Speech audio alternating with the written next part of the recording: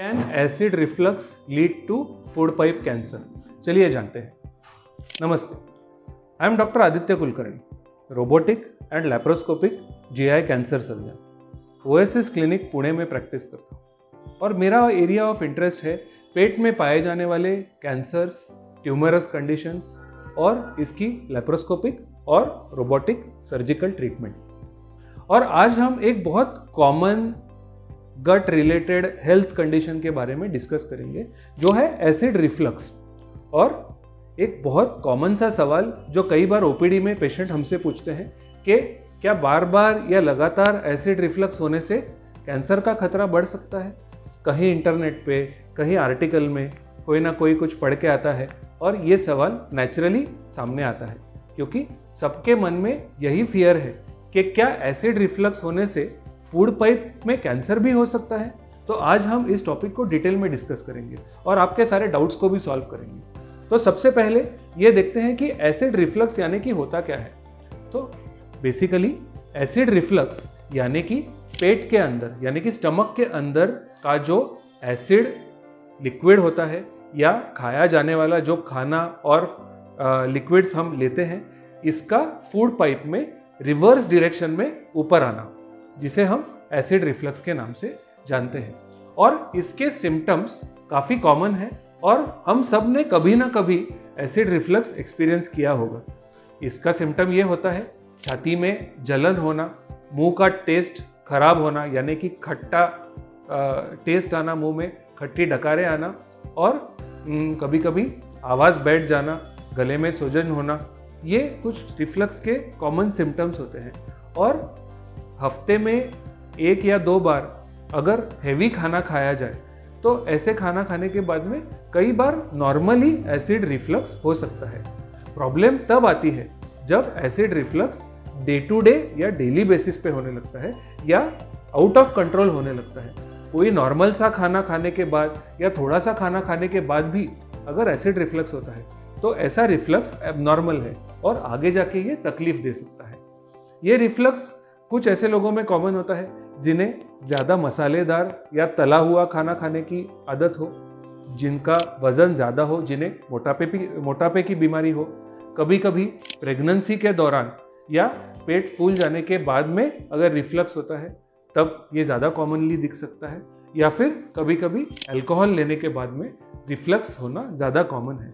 और ये रिफ्लक्स क्यों होता है? क्योंकि फूड पाइप और स्टमक के बीच का जो वाल्व होता है वो काम करना बंद करता है या फिर वो वीक हो जाता है, जिसकी वजह से नॉर्मली जो 1 वे डायरेक्शन है वो अब 2 वे हो जाता है। यानी कि पेट के अंदर का जो अम्ल है, जो एसिड है, वो ऊपर फूड पाइप में आता है और फूड पाइप की लाइनिंग को इसको हैंडल करने का कैपेसिटी नहीं होता है। तो बार बार वो फूड पाइप को एसिड का जो डैमेज है उसकी वजह से हमें पेन होता है, उसकी वजह से स्वेलिंग होती है। तो इसमें कैंसर कब आ सकता है? तो पहला सवाल तो यह है, क्या इसमें कैंसर आ सकता है? तो इसका आंसर है कि हाँ, अगर कई सालों तक रिफ्लक्स की बीमारी रहती है, कई सालों तक बार बार एसिड ऊपर आ रहा है, तो आगे जाकर इसमें कैंसर का खतरा बन सकता है।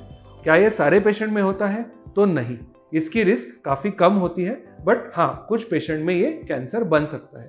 तो जैसा कि मैंने बताया, फूड पाइप का जो इनर लाइनिंग है ये एसिड को हैंडल करने के लिए नेचुरली इक्विप नहीं होता है। जब बार बार इस पे एसिड का डैमेज होता है, जब बार बार एसिड उसके अंदर जाकर वहाँ पे लोकली इंजुरी कॉज करता है, तो उस म्यूकोजा में यानी कि उस इनर लाइनिंग में ऐसे कुछ चेंजेस डेवलप होते हैं जिसकी वजह से ये म्यूकोजा पेट के म्यूकोजा यानी कि स्टमक के इनर लाइनिंग की तरह बन जाता है। इस चेंज को हम डिस्प्लेजिया या मेटाप्लेजिया के नाम से जानते हैं और इसे नॉर्मल लैंग्वेज में बैरेट्स ईसोफेगस करके कहा जाता है। बैरेट्स ईसोफेगस वो कंडीशन है जो शुरुआत में बैरेट नाम के साइंटिस्ट ने इसे ढूंढ के निकाला था, जिनके नाम से आज हम इसे बैरेट्स ईसोफेगस बुलाते हैं। और बैरेट्स ईसोफेगस एक ऐसा चेंज है जो बार बार रिफ्लक्स या बार बार एसिड वहाँ उस एरिया में जाने से होता है। और कुछ पेशेंट्स में जिनमें ये रिफ्लक्स का ठीक से ट्रीटमेंट ना किया जाए या इसे निग्लेक्ट कर दिया जाए, ये आगे जाकर ईसोफेगस के एडिनोकार्सिनोमा, इस प्रकार के कैंसर में इसका चेंज हो सकता है। ये change less than 5% of the patients में देखा जाता है। तो अगर आपको कई सालों तक रिफ्लक्स हो रहा है, अगर आपका वेट ज़्यादा है, तेल मसाले वाला खाना खाने की आपको आदत है, या फिर बार बार अल्कोहल या स्मोकिंग की आपको अगर आदत है, और अगर बार बार रिफ्लक्स हो रहा है, तो ऐसे पेशेंट्स में इसे बहुत सीरियसली लेना चाहिए। अर्ली एंडोस्कोपी करके ये देखना ज़रूरी है कि वहाँ उस एरिया में कुछ बैरेट्स ईसोफेगस जैसे चेंजेस तो डेवलप नहीं हो रहे हैं। ये डायग्नोसिस हम एंडोस्कोपी में बहुत बड़ी आसानी से कर सकते हैं, और अगर ऐसे कुछ चेंजेस है तो उसका एक छोटा सा सैंपल जिसे हम बायोप्सी कहते हैं, वो बायोप्सी लेकर हम उसे डिटेक्ट भी कर सकते हैं। और अगर बैरेट्स ईसोफेगस है तो इसे एंडोस्कोपी के माध्यम से हम निकाल भी सकते हैं और उस एरिया को बैक टू नॉर्मल लाने की कोशिश कर सकते हैं। बट ये तब हो सकता है जब अर्ली स्टेज में हम इसे डिटेक्ट करें, डायग्नोस करें। अगर एक बार कैंसर डेवलप हो गया है तो फर्दर मैनेजमेंट उस कैंसर का फुल नॉर्मल तरीके से, जैसे कि कीमोथेरेपी, सर्जरी, रेडिएशन, इस तरीके से हमको करना पड़ेगा depending on the stage of the cancer. तो to answer the question in short, क्या एसिड रिफ्लक्स से आगे जाकर कैंसर बन सकता है? तो हाँ, ये बन सकता है, बट कुछ सर्टन परसेंटेज ऑफ लोगों में जिनका रिफ्लक्स अनकंट्रोल्ड है या निग्लेक्टेड है। तो रिफ्लक्स को कभी इग्नोर नहीं करना चाहिए, इसे निग्लेक्ट नहीं करना चाहिए। ये एक बॉटम लाइन या टेक होम मैसेज है सबके लिए।